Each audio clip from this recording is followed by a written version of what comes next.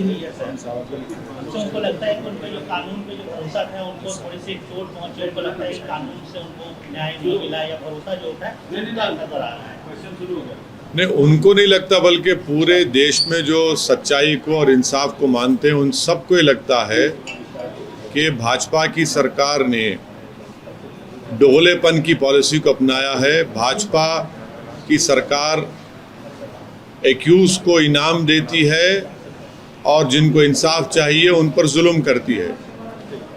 प्रधानमंत्री देश से 15 अगस्त को लाल किले से अपने भाषण में, तकरीर में महिलाओं की एम्पावरमेंट की बात की, महिलाओं के ताल्लुक से बड़ी अच्छी बातें की। उसी दिन भाजपा की गुजरात की सरकार ने उस महिला को, जिसकी 3 साल की बेटी को कत्ल कर दिया गया, जिसका बलात्कार हुआ, 11 लोगों ने उसका बलात्कार किया, उसकी माँ को और 3 और महिलाओं को रेप करके उनकी हत्या कर दी, उन लोगों को भाजपा की सरकार अपनी रेमिशन पॉलिसी के तहत उनको छोड़ती है। और सबसे तकलीफ दे, और देश को ये बात जब सुनेंगे तो देश हैरत होगी कि उस रेमिशन पॉलिसी की रिव्यू कमेटी में कौन था। एक का नाम था जनाब मुलचंदानी साहब, जो गोधरा के राइट्स में वो एक प्रोसिक्यूशन के विटनेस थे, और दूसरे उसमें बीजेपी भाजपा के 2 एमएलए थे। तो आप इनसे इंसाफ की कैसे उम्मीद रखते हैं? रिव्यू कमेटी के के लोग तो 22 लोग थे, भाजपा के एमएलए हैं, वो तो भाजपाई हैं, तो वो तो करेंगे, इन लोगों की तायद करेंगे जो बिल्किस बानो का रेप किए, जो प्रेग्नेंट थी, वो तो उनके 22 ने दिखा दिया अपना। तो रिव्यू कमेटी नहीं है बल्कि शैम कमेटी है ये तो। और गवर्नमेंट ऑफ इंडिया का एक सर्कुलर है कि 15 अगस्त के दिन उन लोगों को नहीं छोड़ना चाहिए जो रेप करते हैं, तो उसके खिलाफ भी भाजपा की गवर्नमेंट ने फैसला लिया। तीसरा, सीबीआई के इन्वेस्टिगेशन पर उन लोगों को सज़ा हुई। तो क्या गुजरात की भाजपा की सरकार ने सेंट्रल गवर्नमेंट से, ये मिनिस्टर ऑफ होम अफेयर्स से परमिशन लिया? कैसे भाजपा की सरकार किस मुंह से इस बात को कबूल करेगी कि एक महिला का जिसका रेप किया गया था, जिसकी बेटी को 3.5 साल की बच्ची का रेप कर दिया, मर्डर कर दिया गया, उसके परिवार के 4 और महिलाओं का रेप करके मर्डर हुआ, उसको छोड़, उन लोगों को, आरोपियों को छोड़ देते हैं आप, और उनको फूल बरसाया जा रहा है। और उसमें जो शख्स उनके साथ फूल उनको पिना रहा है, उसमें तो एक कन्विक्टेड प्रिजनर है ख्वाजा अजमेरी के बम ब्लास्ट का, जो बाहर है अभी। तो गुजरात का चुनाव जीतने के लिए भाजपा की सरकार ने पूरे देश के उन मुस्लिम महिलाओं का अपमान किया जिनका रेप हुआ है, और प्रधानमंत्री को झूठा साबित किया उन्होंने।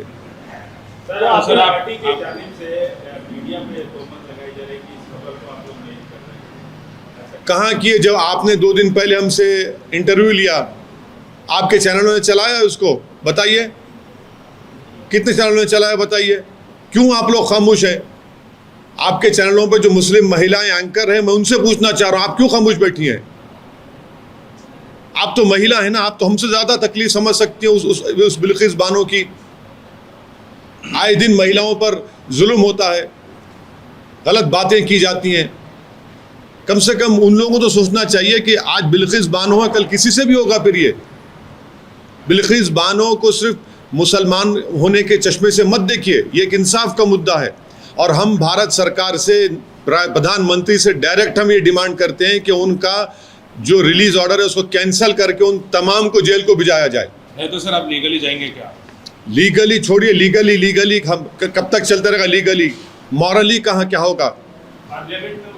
अरे पार्लियामेंट सेशन कब होगा? दिसंबर में होगा। जब तक फिर वो लोग मिठाई खाते फिरते रहेंगे क्या?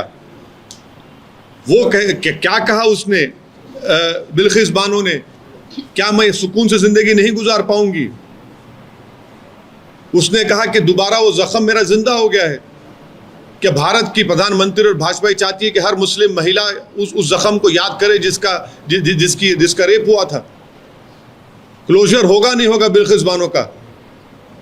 सर, आपने कहा कि बीजेपी गुजरात के चुनाव को ध्यान में रख के ये यकीनन इसीलिए कर रही है क्योंकि भाजपा ये दिखाना चाह रही है कि हम उन लोगों के साथ खड़े हैं जो जेल में हैं, हम उन लोगों के साथ नहीं खड़े हैं जो इंसाफ के लिए लड़ रहे हैं। ये गुजरात के चुनाव के लिए भाजपा सब कर रही है। ये इससे पहले गोधरा के एसआईटी में क्लीन चिट मिलता है उस समय के तत्कालीन मुख्यमंत्री को, अभी ये उस समय के तत्कालीन मुख्यमंत्री आज प्रधानमंत्री बन गए। उस समय के मुख्यमंत्री के दौर में बिल्किस बानो का रेप हुआ, वो प्रधानमंत्री बन गए, मगर बिल्किस बानो आज भी वहीं पर रोड पर पड़ी हुई है। तो फायदा किसका हुआ? बिल्किस बानो का नुकसान हुआ या फायदा हो? सोच लो आप। क्या आप एक सांसद के तौर पर प्रधानमंत्री को चिट्ठी लिखेंगे? प्रधानमंत्री को हम आपके बड़े चैनलों के जरिए हाथ जोड़ के अपील कर रहे हैं, बिल्किस बानो से अपील कि इंसाफ करो। आप हमारी बात प्रधानमंत्री सुन लेंगे क्योंकि आपका चैनल देखते हैं प्रधानमंत्री रोज, उनके पास रिपोर्ट जाती है कि कौन क्या बोला, कौन क्या नहीं बोला। तो हम उम्मीद करते हैं कि प्रधानमंत्री आपके जरिए से सुनेंगे इस बात को और इंसाफ करेंगे। बिल्किस बानो से इंसाफ करिए, वो देश के प्रधानमंत्री हैं। तो सर फिर जेल भेज देना चाहिए? बिल्कुल नहीं, इसमें गवर्नमेंट ऑफ इंडिया की पॉलिसी है। गवर्नमेंट ऑफ इंडिया ने खुद कहा कि ऐसे लोगों को रिमिशन ना दिया जाए जो रेप करते हैं। प्रधानमंत्री की सरकार की पॉलिसी और गुजरात की सरकार की पॉलिसी अलग कैसे होती है? सीबीआई ने इन्वेस्टिगेशन किया तो क्या मिनिस्ट्री होम अफेयर्स ने उसको इजाजत दी उनको छोड़ने की? और उस रिमिशन कमेटी में कौन थे?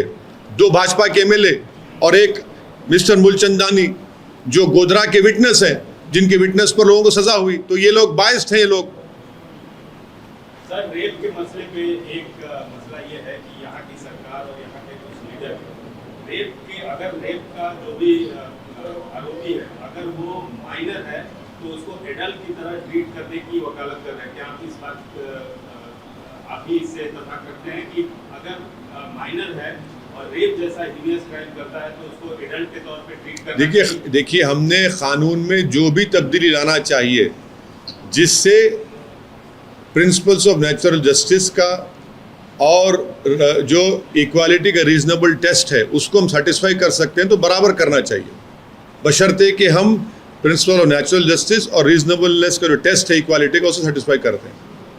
Sir, on the issue of Rohingyas, where do you stand? Where do I stand? I stand with Bilkis Bano. Where do you stand? You are not standing with Bilkis Bano. As far as Rohingya issue is concerned, you must listen to please follow the tweet of the Union Minister, Mr. Puri. Mr. Hardeep Singh Puri says India has always welcomed those who have sought refuge in the country. In a landmark decision, all Rohingya refugees will be shifted to EWS flats in Bakarwala area of Delhi. They will be provided basic amenities, UNHCR IDs and round-the-clock Delhi police protection. Secondly, I quote CNBC TV 18, which quotes ANI, and CNBC TV 18 says the ANI has said that at a high-level meeting chaired by Delhi's Chief Secretary was held in last week of July in this regard, with senior officials from Delhi government police in attendance. The Chief Secretary of Delhi and Delhi Police are answerable to Union Home Ministry. I am quoting CNBC TV 18, which quoted ANI. They have said this, that a meeting was held in July, and then Mr. Hardeep Singh Puri, who has also been who has served in India's foreign service, who represented India in the United Nations, he is saying, how can a union minister say this without the concurrence of the Prime Minister and this government? Mr. Hardeep Singh Puri had the clear-cut concurrence of his government, and he has called those Rohingyas as refugees, and they'll be given UNHCR card. Immediately we see after a few hours that Ministry of Home Affairs denies it, and then Mr. Hardeep Singh Puri has to face this embarrassment of saying, oh, that is right. What is the policy of Union government? Yes, it is a fact that we have, as of August 2020, we have 18,914 Rohingyas were registered with UNHCR in India. And India has agreed to the non-refoulement policy. That is why it is high time that the Prime Minister and his government come out clearly on this policy. And please understand that India is a member of the UNHCR EXCOM committee. ExCom, we are member of that. India, if you follow the international law, India is abiding by the principle of non-refoulement due to its just Coggins character. It is there, it is clear cut, it is there. क्यों ये U turn क्यों है sir, क्यों admission ये देखिए, एक cabinet के एक यूनियन मिनिस्टर हरदीप सिंह पुरी साहब, जो IFS के ऑफिसर सर्विस में भी रह चुके हैं और बड़ी काबिलियत के साथ भारत की नुमाइंदगी यूनाइटेड नेशंस में की, जब वो आकर इस तरह का स्टेटमेंट देते हैं, उनको रेफ्यूजी कहते हैं और कहते हैं कि UNHCR कार्ड उनको मिलेगा और दिल्ली पुलिस उनको प्रोटेक्शन देगी, फिर अचानक ये यूटर्न क्यों हुआ? वो बताएं, बीजेपी की सरकार यूटर्न क्यों हुआ? वो क्यों अपने मिनिस्टर को झूठा साबित कर रहे हैं और क्यों पूरे विश्व में भारत का एक मजाक बना रहे हैं? सर, नॉन रिफ्यूल मूवमेंट मतलब आप उनको देना नहीं चाहिए क्या? उनको प्रोटेक्शन देना नहीं चाहिए क्या? मतलब ये यूटर्न, पूरे यूटर्न मतलब बोलना क्या चाह रहे हैं सर आप? नॉन रिफ्यूल मूवमेंट आप मतलब उसमें मेंबर है तो उसके हिसाब से क्या करना चाहिए? बाकी के रेफ्यूजीज पे जो there are other refugees too, कौन से दूसरे Pakistan, from Bangladesh, Rohingya, so when they are staying in India, so what do you demand? No, I am only saying that India accepts the non-refoulement policy. India has signed but not ratified. Let me be clear with you, because you might get someone at 9 p.m. and that fellow will be shouting at me for no reason whatsoever. He'll be a thumbs up, I know for sure. India has signed the Convention Against Torture and Other Cruel, Inhuman or Degrading Treatment or Punishment. We have signed but not ratified. And India has the ratification of CAT is pending. What is the Article 80 of VCLT? Please read that. What is the Supreme Court has said in Ram Jethmalani vs. Union of India 2011? Please read that. What is has been said in various courts, that also has to be seen. तो क्या आपके हिसाब से आपका क्या stand है? Uniform policy होनी चाहिए या फिर रोहिंग्यास, जो कि हमेशा एक कंट्रोवर्शियल मुद्दा रहा है देश के सिक्योरिटी को लेकर के भी, तो उनको अलग तरीके से देखना चाहिए? देखिए, India has been on the executive committee of the UNHCR in Geneva since 1995 है ना, हम लोग है ना, तो फिर ये सरकार को तय करना चाहिए. जस्ट कोगन्स है, हम मानते हैं उस बात को, हम मेंबर हैं एस्कॉन के, भारत मेंबर है. रोहिंग्यास के साथ क्या करना चाहिए आप? अरे आप सरकार बताए क्या करना चाह रही है? सरकार बताए ना सर, क्या बताइए, क्या करिए सरकार? आप लोग सरकार की मालिश मत करिए. सरकार यूटर्न ले ली सर. अरे क्या यूटर्न ले रहे? एक मंत्री उनको रेफ्यूजी कहता है, एक मंत्री कहता है कि UNHCR कार्ड मिलेंगे, दिल्ली पुलिस उनकी मदद करेगी, उनको घर दिए जाएंगे, तो क्या वो बगैर प्रधानमंत्री से पूछ कर सकता है? कोई हिम्मत कर सकता है क्या? प्रधानमंत्री बगैर प्रधानमंत्री से पूछे हरदीप सिंह पुरी की इतनी हिम्मत कि वो स्टेटमेंट दे दें? मजाक कर रहे हैं वो लोग. किसके दबाव में सर यूटर्न लिया फिर सरकार ने? कौन है वो शक्ति जो सरकार को यूटर्न लेने के लिए मजबूर कर? नहीं मालूम. प्रधानमंत्री किससे डर गए हमको नहीं मालूम. ये अचानक ये इनविजिबल हाथ किसका है नहीं मालूम हमको. आप कह रहे हैं ये इनविजिबल हाथ किसका है? दिल्ली में बहुत टाइम बिताते हैं सर, आपको पता होगा. नहीं, ये गायबी हाथ किसका है जिससे प्रधानमंत्री डर गए? आप क्या एक बात हमको बताइए, क्या आप लोग बगैर अपने एडिटर को पूछे को रिपोर्ट फाइल कर सकते? कर सकते हैं, चला सकते. जैसा आपने बिल्किस बानो का ले लिया, हमारा नहीं चला एडिटर, आपका बोला कि नहीं चाहिए. नहीं सुनिए, एक बार सुनिए, नहीं चला है ना आपने चलाया होगा, दूसरे नहीं चलाए, क्योंकि आप तो अपना काम कर दिए. यहाँ पर भी ऐसी हो गया. सर एक और बहुत इम्पोर्टेंट मुद्दा है सर, कश्मीर घाटी में असेंबली चुनावों में बाहरी लोग भी मतदान कर सकते हैं. फारूक अब्दुल्ला साहब ने ऑल पार्टी मीटिंग उस पर बुलाई है, आपका क्या व्यू पॉइंट? मैं भारत सरकार से पूछना चाह रहा हूँ कि पिल्लई साहब कौन थे? भारत के होम सेक्रेटरी थे. AP शाह कौन थे? जज थे. निरुपमा राव कौन थे? फॉरेन सेक्रेटरी थी. उनकी रिपोर्ट पढ़ी है ना? भारत सरकार पढ़ती क्यों नहीं उनकी रिपोर्ट? वो छोड़ दीजिए, अभी लेटेस्ट रिपोर्ट कह रहा हूँ आपको, पटगांवकर साहब की पुरानी रिपोर्ट है, लेटेस्ट रिपोर्ट है. उसमें क्या कहा गया? उसमें 52 पेजेस रिपोर्ट है, पढ़े भारत सरकार और आप टिप्पणी करें उसके ऊपर. कश्मीरी पंडित क्यों मारे जा रहे हैं हमको बताइए, इसका जिम्मेदार कौन है? क्यों कश्मीरी पंडित भागना चाहते हैं कश्मीर से? इसका जिम्मेदार कौन है? इसका जिम्मेदार भारत सरकार और वहां के एलजी हैं। आप कश्मीर फाइल्स बना दिए और बनाकर कश्मीरी पंडितों को वल्नरेबल कर दिया आपने। वहां पर पिक्चर का प्रमोशन किया मगर आपने कश्मीरियों को जान नहीं बचा पा रहे हैं। आपने कश्मीरी पंडित के नाम पर रोड तो ले लिया मगर उनको आप हिफाजत नहीं कर पा रहे उनकी। कौन जिम्मेदार है उसका? और आपने जो डिलिमिटेशन करा वो जेरीमैंडरिंग है, वो जेरीमैंडरिंग है वो। आपका कहना है सर कश्मीर फाइल की वजह से इस तरीके के वारदात ज्यादा बढ़े हैं? कश्मीर फाइल आपने इतना बनाया, इतना बनाकर पेश किया। भाई थिएटर में जब लोग कश्मीर फाइल देख रहे थे तो क्या भाजपा के लोग नारे नहीं लगा रहे थे? क्या मोहब्बत के नारे लगा रहे थे कि फूल बरसाओ भारत? किसके ऊपर नफरत के नारे लगा रहे थे? क्या इसका असर नहीं पड़ता है वादी में? ये सरकार हर चीज को एक इशू की तरह देखती, हेडलाइन मैनेजमेंट की तरह देखती है, मगर इसका देखती नहीं उसको ग्राउंड पे कितना बड़ा इंपैक्ट पड़ रहा है। सर लेकिन ऑस्कर में भेजने की बात हो रही है कश्मीर फाइल, ऑस्कर में भेजने की बात हो रही है कश्मीर फाइल। कश्मीर फाइल्स में क्या गलत था? उसको देख के डरने की क्या जरूरत है? डरने की बात नहीं, नफरत की बात है उसमें। एक समुदाय के खिलाफ आप नफरत के नारे लगा रहे हैं थिएटर में, अच्छी बात है वो। आपको पसंद है बात वो कि नहीं सुनिए, आपको नहीं, पिक्चर देखकर जो नारे लगाए जा रहे थे वो क्या था? वो आपने कश्मीरी पंडितों को पिक्चर के लिए इस्तेमाल किया मगर वोट के लिए इस्तेमाल किया, मगर आप जान की बात नहीं कर रहे। बनाइए उनकी मौत पर पिक्चर बनाइए, अब दोबारा बनाइए। क्यों मर रहे हैं कश्मीरी पंडित कश्मीर में? कौन जिम्मेदार है उसका? आपने कश्मीर की पॉलिटिक्स को पूरा खत्म कर दिया। कश्मीर की पॉलिटिक्स क्या है बताइए? कौन पॉलिटिक्स कर रहा है कश्मीर की? सरकार और एलजी को दोषी ठहरा है।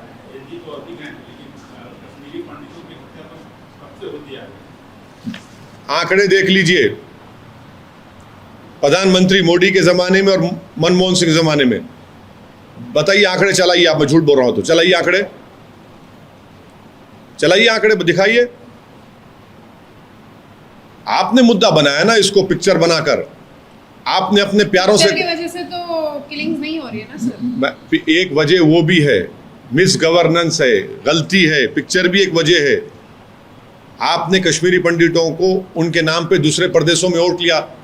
370 हटाकर आपने क्या कहा था? भाजपा ने क्या कहा था? सब खत्म हो गया। क्या खत्म हुआ? अभी भी पाकिस्तान से टेररिस्ट आ रहे हैं, पड़ोसी मुल्क से। मार रहे ना सर, बहुत लोगों को मार रहे हैं। हाँ तो आ रहे तो रहे हैं ना। माशाल्लाह, आपका शुक्रिया अदा करता हूँ, आपने मुझे सच साबित कर दिया। मार तो रहे। अरे नहीं, आ रहे हैं ना। आ रहे हैं तो कैसे आ रहे हैं? आप आने दे रहे हैं क्या उनको? एक और इशू है सर, जहाँ पर ही एक नारेबाजी हुई, आप गुजर रहे थे, उसके खिलाफ नारेबाजी हुई आपके सामने, आपके खिलाफ 15 अगस्त के दिन, उस पर आप क्या रिएक्ट करेंगे? भाजपा वाले बोले, भाजपा वाले बोले। उनका कहना है, सुनिए, भाजपाइयों को जानना चाहिए कि जब मौलाना अबुल कलाम आज़ाद जिन्ना के खिलाफ खड़े हुए थे तो जिन्ना की सोच रखने वाले मौलाना अबुल कलाम आज़ाद गद्दार कहते थे। आज वही जिन्ना की सोच वाले हमको गद्दार कह रहे हैं। समझे ना आप? जब लोग भारत की पार्टीशन के खिलाफ वो मुसलमान लड़ रहे थे जिन्ना के खिलाफ, तो जिन्नावादी सोच रखने वाले, गोडसे वाली सोच रखने वाले ऐसे ही गद्दार बोलते थे। तो आज भी जिन्ना की सोच के लोग जिंदा हैं, उनके जानशीन जिंदा हैं, उनके लुत्फे से पैदा होने वाले आज भी जिंदा हैं। क्या कर सकते हैं? सर भारत माता की जय नहीं बोलते इसलिए वो नाराज है। अरे भाई, तुम जो बोलेंगे मैं नहीं बोलूंगा। गोली मार दो, क्या करोगे? तुम गोली मार सकते ना। तुम्हारी काबिलियत गोली मारना है, मेरी काबिलियत सच्चाई को बयान करना है। और तुम्हारे सामने से गुजरा हूं, फिर गुजरूंगा, हिम्मत है तो रोक के देखो मेरे को। तुम्हारे नारों से क्या हम खामोश हो जाएंगे? 1945-44 में भी ऐसे ही करते थे मुस्लिम लीग के लोग, जो पार्टीशन के खिलाफ थे। उनकी गाड़ियों पर हमला करते थे, नारे मारते थे। मौलाना हुसैन अहमद मदनी के ऊपर हमला किया था इन्होंने। यही जिन्नावादी सोच रखने वाले लोग तो आज भी जिंदा है। वो लोग, हमको उससे मतलब नहीं। हमारा रास्ता चलता रहेगा, हम चलते रहेंगे। पुकारो, कितना पुकारोगे? आखिरी सवाल सर, आपने क्या कहना है सर? हाँ, आपने कहा सर कि गोडसेवादी, तो आपको कहना है कि बीजेपी की आइडियोलॉजी गोडसेवादी आइडियोलॉजी? अभी जिन्नावादी गोडसेवादी तो है ना। जिन्नावादी देखिए, ये लोग जो नारे लगा रहे हैं, 75 साल की आज़ादी का हम जश्न मना रहे हैं, उस दिन उनको जिन्ना की सोच में नारे लगाते हैं तो उनको जिन्नावादी कहेंगे तो क्या कहेंगे उनको, गोडसेवादी नहीं कहे तो क्या कहेंगे उनको। रहा सवाल आपका सवाल मैडम सावरकर के बारे में, जस्टिस कपूर कमीशन की रिपोर्ट पढ़िए। जस्टिस कपूर कमीशन की रिपोर्ट में सावरकर को गांधी की हत्या में एक मुजरिम करार दिया कि उनका इन्वॉल्वमेंट था। तो जो गांधी की हत्या में justice Kapoor commission inquiry commission act के तहत बनाई गई थी, जस्टिस कपूर सुप्रीम कोर्ट के retired chief justice of India थे, उनकी रिपोर्ट कह रही है। अरे तुम्हारे को नहीं मालूम तो हिस्ट्री तुम क्यों बकबक करते यार तुमको। सर उनका रोल अपन इग्नोर नहीं कर सकते ना सर। किसमें इग्नोर नहीं कर सकते? Freedom fighting. हाँ यकीनन मर्सी पिटीशन में 5 मर्सी पिटीशन लिखे, इग्नोर नहीं किया जा सकता उसको ना, बिल्कुल। हिंदुत्व किताब लिखे, इग्नोर नहीं किया जा सकता उसमें, बिल्कुल इग्नोर नहीं किया जा सकता। कौन कह रहा है इग्नोर करने के लिए? हम तो सच्चाई बयान कर रहे हैं लेकिन आपको। सर अब तो हर जगह वीर सावरकर के पोस्टर्स आ रहे हैं, महाराष्ट्र हो केरला हाँ, या फिर कर्नाटक हो, हर जगह पे वीर सावरकर के हम उन लोगों से कहेंगे जस्टिस कपूर कमीशन रिपोर्ट पढ़ो। आप क्या कहना, आप क्या कहना? महात्मा गांधी की हत्या में उनका रोल रहा है। उन्होंने यंग इंडिया में लिखा गोडसे सावरकर से मिलकर महात्मा गांधी की हत्या करने दिल्ली गया था, ऊपर गया था, घर के ऊपर, किताब में लिखा हुआ है, फैक्ट है। अब आप लोग गोडसे की तारीफ कर रहे हैं तो मैं क्या कर सकता हूं उसमें? आपको किताब भी दिया पढ़ने के लिए, आप पढ़ ही नहीं रहे। वो किताब आपको मैं किताब दिया, जा साहब की किताब पढ़िए कि उसमें फैक्ट लिखा हुआ है गोडसे के बारे में। और जितने गांधी की हत्या करे वो कम गलीज कैरेक्टर के लोग थे, औरतों को धोखा देते थे, एक से मोहब्बत करते थे, एक से मुंह काला करते थे। जो महिलाओं से वफा नहीं कर सके, यकीनन वही लोग गांधी को कत्ल कर सकते हैं, और उन्होंने कत्ल किया गांधी को। शुक्रिया सर। Thank you sir.